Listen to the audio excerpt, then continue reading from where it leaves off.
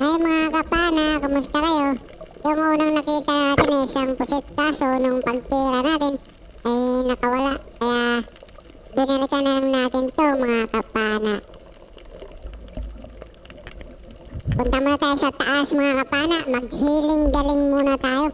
Baka maubusan tayo ng healing niya. Ayan o, yari itong pusit ka. Nasa mga 400 or 500 grams na ito mga kapana. Dito sa unahan mga kapana, nakita tayo ng isang sulit. Ayan o.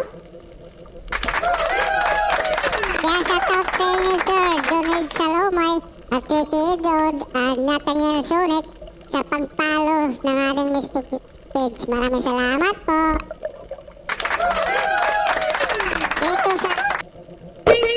Dito sa unahan mga kapana, isang solid na naman. Yari, ang solid ka. Ayan, pang-dagdag ulam natin to mamaya, mga kapana. Dito sa unahan mga kapana, nakita tayo ng solid na naman. Ayan o, malaki na ito mga kapana. Kaya lang, di mo tayo nakakatama mga kapana. Dito sa unahan mga kapana, isang solid na naman. Yari, ang solid ka.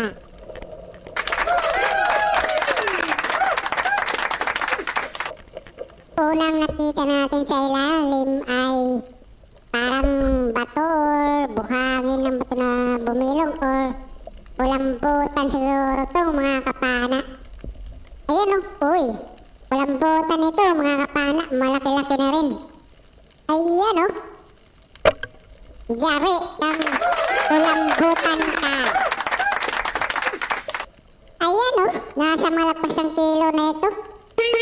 Kaya shout out sa iyo Sir Rodolfo Anggot Kabuyaw and Eramia Ayunting sa pagpalo sa atin. Salamat po. Ayan o, mga kapana, nasa mga 1.5 kilo na ito. At dito naman sa pagsilip-silip natin mga kapana ay sa unahan nakita tayo ng isang pusit. Ayan o, yari ang pusit ka. Yan, kaya shout out sa iyo Sir Dinso Gua sa pagpalo sa atin. Maraming salamat po.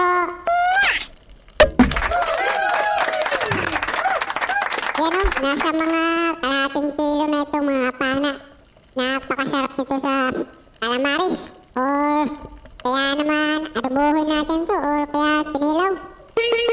Dito sa unahan mga kapana, nakita tayo ng isang barakuda.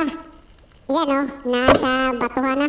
Kaya pagtira natin, hindi man tayo nakatama mga kapana. At dito sa unahan mga kapana, dali-dali tayong bumaba. Ayan o, malaking kulambutan ito mga kapana. Ayan o, yari ang kulambutan ka. Ayan o, nasa mga 4 na kilo na ito mga kapana. Salamat pala sa mga suporta nyo mga kapana no? Sa panonood sa video natin. Maraming salamat po.